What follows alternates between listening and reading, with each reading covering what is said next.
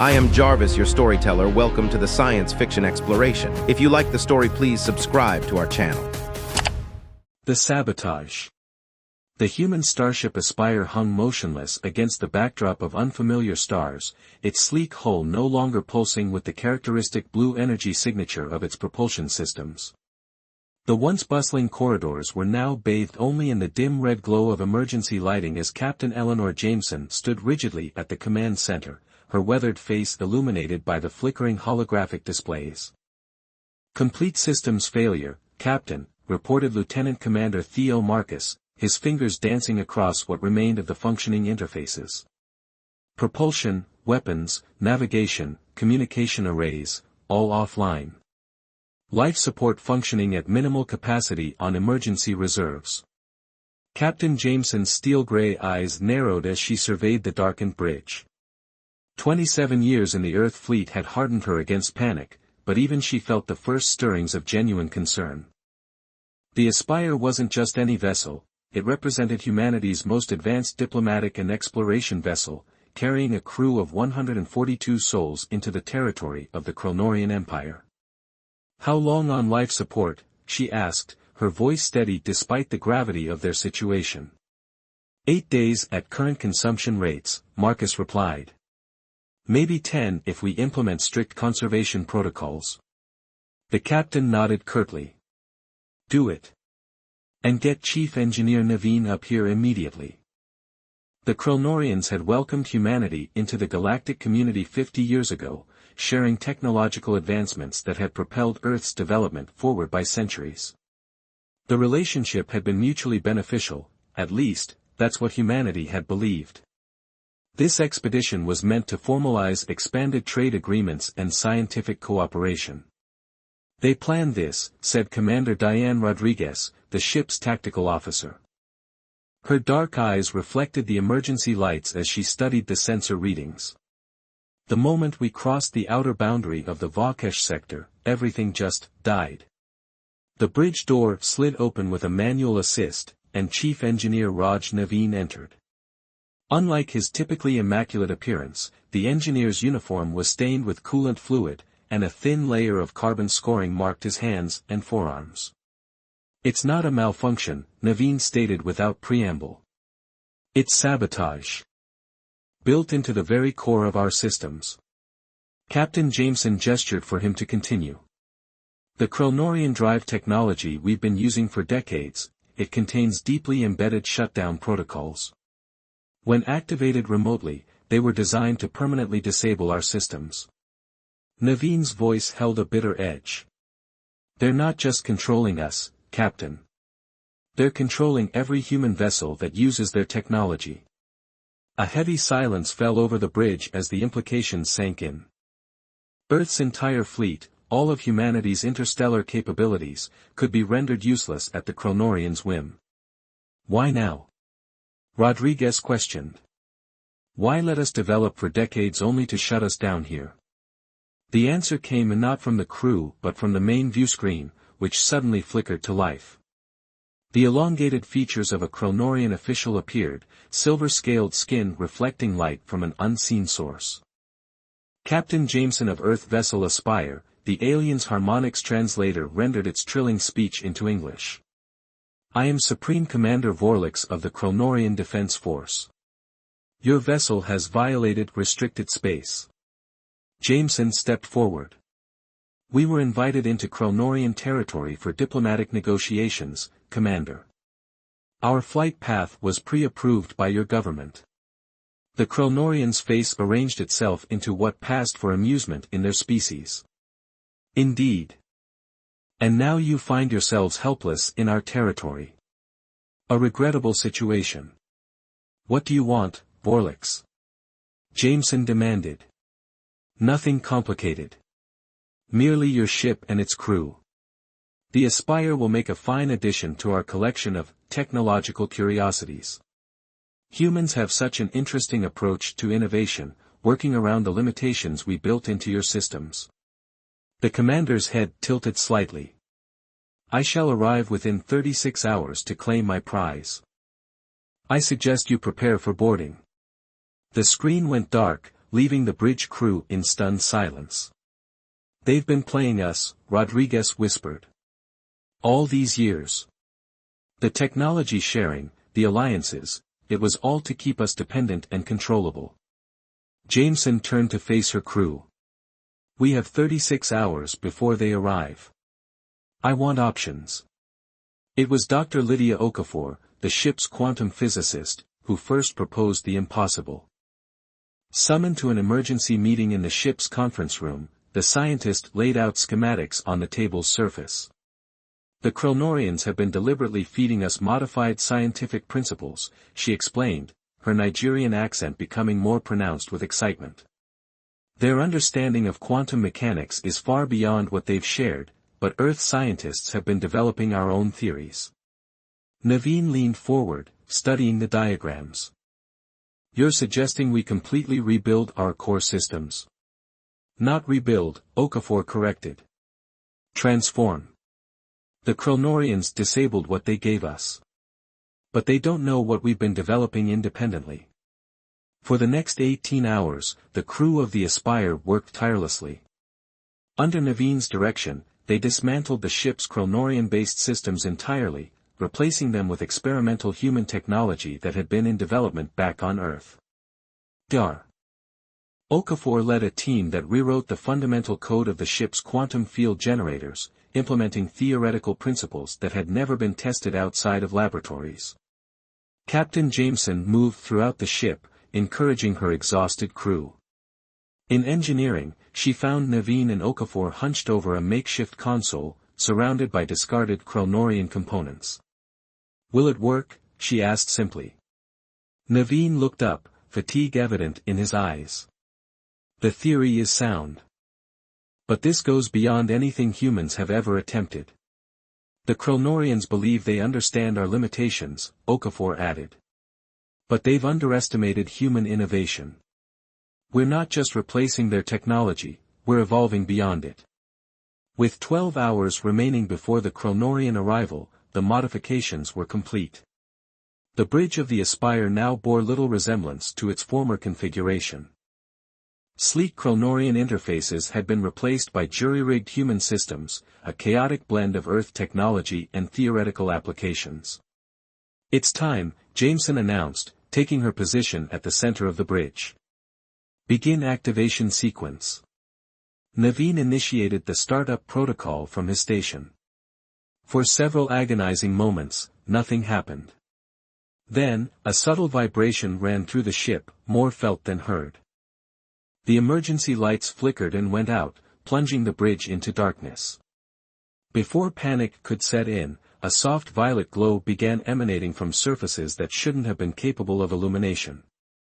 The deck plates, the walls, even the air itself seemed charged with energy. "What's happening?" Rodriguez demanded. Dr. Okafor stared at her readings in wonder. "The quantum field integration, it's working beyond our projections. The ship isn't just reactivating, it's transforming at a fundamental level." On the main viewport, the stars suddenly appeared brighter, closer, more vivid than any of them had ever seen. Captain Jameson felt a strange connection to the vessel itself, as though the Aspire had become an extension of her crew's collective consciousness. "Status report," she ordered, unable to keep a note of awe from her voice. "Power at 300% of previous capacity," Marcus reported. "All systems online, but they're different. Enhanced. The ship's hull is demonstrating properties we've only theorized about." "Captain," Rodriguez interrupted, "sensors are detecting multiple Krilnorian vessels approaching. They're ahead of schedule." On the view screen, a flotilla of Krilnorian warships appeared, their distinctive crescent shapes cutting through space like predatory birds. At their center was a massive command vessel, Supreme Commander Vorlix's flagship. "They're hailing us," Marcus announced. "Open a channel," Jameson ordered, straightening her uniform. As the face of Commander Vorlix appeared on screen, she allowed herself a small, satisfied smile. "We received your message, Commander," she said calmly.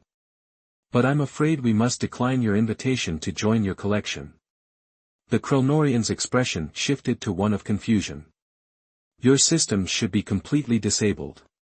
How are you communicating? You disabled what you gave us, Jameson replied.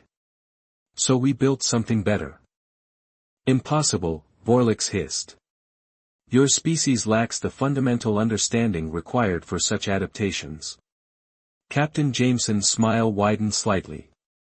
That's where you made your mistake, Commander. You thought you were limiting us with your technology. Instead, you were challenging us to surpass it. The Aspire began to glow more intensely, the violet energy pulsing through its structure. As Vorlix watched in disbelief, the human vessel started to phase in and out of conventional reality. You should know something about humans, Commander, Jameson said, her voice steady and confident. We don't just survive your traps. We transcend them. With those words, the Aspire vanished entirely from the Kronorian sensors, leaving Supreme Commander Vorlix staring at empty space, faced with the dawning realization that humanity was far more dangerous than his empire had ever anticipated. The resurrection. Supreme Commander Vorlix stared at the empty space where the human vessel had been just moments before. His silver-scaled skin flushed a pale blue, the Kronorian equivalent of shocked disbelief. Find them, he bellowed to his tactical officers. Full sensor sweep, all spectrums. The bridge of the Kronorian flagship erupted into frantic activity as officers scrambled to locate the vanished human ship. Their advanced detection systems, technology they had deliberately withheld from humanity, scanned the surrounding space for any trace of the Aspire. No signatures detected, Supreme Commander, reported his sensor chief, mandibles clicking nervously. It's as if they've completely disappeared from conventional spacetime. Vorlix's inner eyelids flickered rapidly, a sign of extreme agitation. The humans had done the impossible. They had not only bypassed the Kronorian failsafes embedded in their technology but had apparently developed capabilities beyond anything the Kronorian Empire had encountered. They couldn't have just vanished, Vorlix insisted. Prepare all vessels for. His orders were cut short as the Aspire suddenly reappeared, not where it had been, but directly alongside the Kronorian flagship, matching its velocity perfectly. The human vessel now pulsed with vibrant violet energy, its hull seeming to phase between states of matter, simultaneously solid and immaterial. Meanwhile, aboard the Aspire, the crew watched in amazement as their transformed ship responded to their commands with unprecedented precision. The quantum field integration has altered the fundamental properties of our vessel, Dr. Okafor explained, her eyes wide with wonder as she studied the readings on her console. We're not just traveling through space, we're manipulating spacetime itself. Chief Engineer Naveen nodded, his exhaustion temporarily forgotten in the face of what they had accomplished. The Kronorians gave us access to only a fraction of quantum mechanics principles. What we've done here goes beyond even their understanding. Captain Jameson stood at the center of the bridge, feeling the strange resonance between herself, her crew, and the ship. The Aspire seemed almost alive, responding to their collective intentions as much as to their explicit commands. They're scanning us, Lieutenant Commander Marcus reported. But their sensors can't seem to make sense of what we've become. Open a channel, Jameson ordered. When Vorlix's face appeared on the view screen, she noted with satisfaction the confusion and fear in the Kronorian commander's expression. Impossible, Vorlix hissed. What have you done to your vessel? As I said, Commander, Jameson replied calmly, we built something better. Your empire has been feeding humanity selective scientific knowledge for decades, keeping the real advances to yourselves. But you underestimated our ability to theorize, to innovate beyond your constraints. The captain walked closer to the view screen, her posture radiating confidence. You thought you were controlling us by sharing limited technology. Instead, you were challenging us to surpass it. Vorlix's mandibles twitched with barely suppressed rage. This changes nothing. You are still outgunned and in restricted Kronorian space. Surrender your vessel now, or face destruction. As if to emphasize his point, the Kronorian warships surrounding them moved into attack formation, their weapon systems powering up with ominous energy signatures. Commander Rodriguez leaned toward the captain. Their weapons are charging, Captain. Conventional shields won't hold against that kind of firepower. Who said anything about conventional shields? Dr. Okafor interjected, her fingers dancing across her modified console. The quantum field integration gives us defensive capabilities they can't begin to comprehend. Captain Jameson nodded. Prepare for their attack, but no offensive measures. Not yet.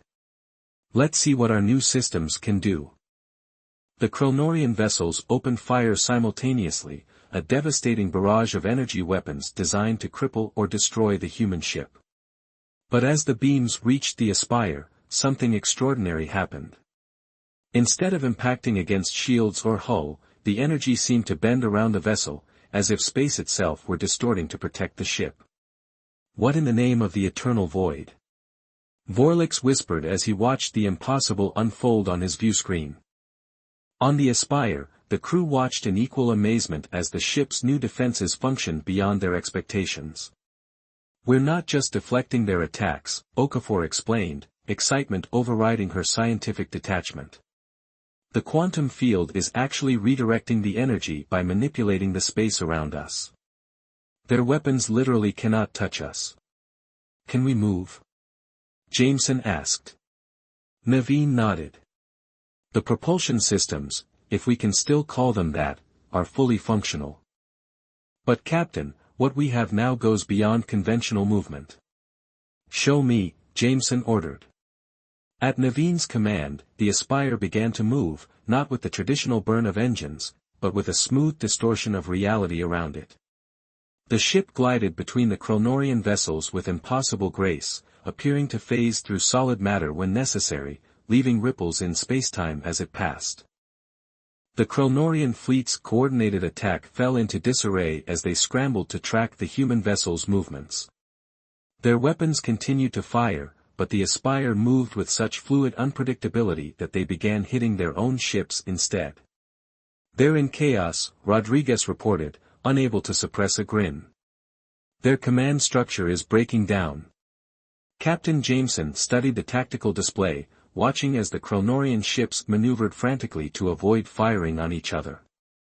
This was their opportunity, not just to escape, but to change the balance of power permanently. Bring us alongside Vorlix's flagship again, she ordered. And open a channel. When the Kronorian commander's face appeared once more, his regal composure had completely dissolved. What do you want? He demanded, his translator barely keeping up with his agitated trilling. A renegotiation, Jameson replied simply. Your empire has manipulated humanity for too long, Commander. That ends today. You are one ship, Vorlix countered, though his confident tone had been replaced by uncertainty. Impressive, yes, but still alone in Kronorian space. Captain Jameson smiled. For now. But we're transmitting everything we've learned, about your deception and about our new technology, back to Earth as we speak. By the time your faster-than-light suppression fields can block it, the data will have reached human space. This was a bluff, communications were still being restored, but Vorlix had no way of knowing that. The commander's inner eyelids flickered rapidly as he processed the implications. You would start a war, he said finally. No, Jameson corrected him. You started it when you built kill switches into technology you shared under the guise of peace. We're offering a chance to end it before it truly begins. Dr. Okafor approached the captain, handing her a data pad. The communications array is partially functional, she whispered. Limited range, but enough to send tight beam transmissions to the nearest human outpost if we get closer to the border. Jameson nodded slightly before returning her attention to Vorlix. Here are our terms, Commander. The Kronorian Empire will acknowledge humanity as equals, not as subordinates to be controlled. You will share your true scientific knowledge openly, and in return, we will share our unique perspectives and innovations. And if we refuse? Vorlix challenged, though the defeat in his posture was already evident. Then we leave, taking our discoveries with us, Jameson replied calmly. And the next time we meet, it won't be one human ship against your fleet. It will be a humanity that has embraced its full potential, free from your constraints. Consider carefully which future the Kronorian Empire prefers. The bridge fell silent as Vorlix conferred with advisors off-screen. When he returned his attention to the communication, his manner had changed subtly. The Empire will consider your proposal, he said finally. A delegation will be formed to discuss terms of a new relationship between our peoples. Excellent, Jameson replied. We'll await formal communication through proper diplomatic channels. Until then, the Aspire will return to human space, unhindered. After the transmission ended, the bridge crew of the Aspire erupted into relieved cheers. They had not only survived what should have been certain destruction but had fundamentally altered humanity's position in the galactic community. As the ship prepared to depart Kronorian space, Captain Jameson found Naveen and Okafor in engineering, already documenting their modifications for transmission back to Earth. What we've done here changes everything, Okafor said, looking up from her work. The quantum principles we've implemented, they're just the beginning. Once Earth scientists get this data, humanity will never be vulnerable again, Naveen finished, pride evident in his voice. Captain Jameson surveyed the transformed heart of her vessel. Where once Kronorian technology had dictated their capabilities and limitations, now stood a testament to human ingenuity and resilience. The Aspire had been crippled, but in rebuilding it, they had created something unprecedented, a ship that represented not just humanity's present, but its unlimited future among the stars. Set course for Earth, she ordered as she returned to the bridge. It's time to show humanity what we're truly capable of. As the Aspire engaged its new propulsion system, the fabric of spacetime rippled around it. The ship didn't just travel through the void, it reshaped reality to accommodate its passage, leaving behind a Kronorian empire forced to confront a fundamental truth they had tried to suppress, that humanity's greatest strength wasn't the technology they possessed, but their unrelenting determination to transcend any limitation placed before them. In their attempt to cripple the Aspire, the Kronorians had instead unleashed humanity's true potential, a mistake they, and the rest of the galaxy, would never make again.